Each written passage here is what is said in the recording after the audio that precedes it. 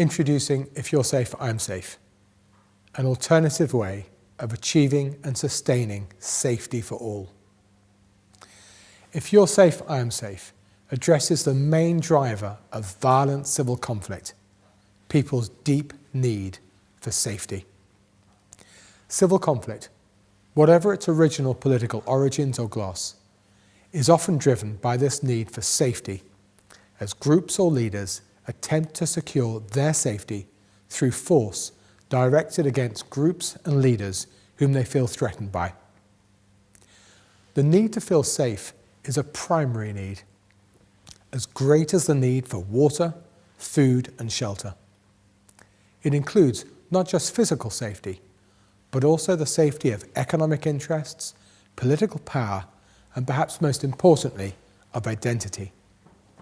These different aspects of safety often combine together. The evidence is that once people see themselves as threatened by others, it negatively affects how they think, how they feel, and how they act towards those other people.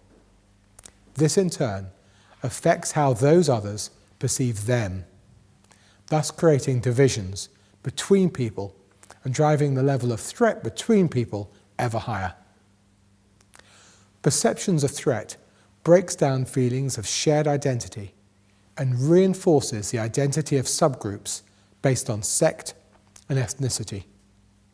And it erodes trust between people and groups and opens the way for violence. All of this occurs because people are seeking to find security where it cannot be found, in and through their own subgroup and at the expense of the safety of others. If You're Safe, I'm Safe is a message-based strategy that aims to use people's deep need for security and identity from being a cause of division and violent conflict into a driver of unity and stability. It does this first by setting out and communicating an alternative to tribal or sectarian-based security in order to win public and political support for it, and at the same time to expose the inherent contradictions and failures of the sectarian or tribal approach to creating safety. In doing this, it seeks to build on mutual interests and commonality. Second, it sets out a strategy to de-sectarianize the state and promote instead a state that defends the identity and interests of all, thus ending the alienation of important elements of the population and restoring a national identity that embraces everyone. If You're Safe, I'm Safe also provides a language for peacemakers and a framework for rebuilding trust between political leaders, without which a political settlement cannot be made. It's this potential for creating a new political environment that makes If You're Safe, I Am Safe so valuable at local, national and regional levels. Their implementation must be dependent upon local contexts. Certain approaches probably apply to all situations. Firstly, the strategy is based on a clear concept and summed up in an easily communicated message. If you're safe, I'm safe. This is meant to inform and shape the thinking of politicians, opinion formers, civic leaders, heads of families, young and old.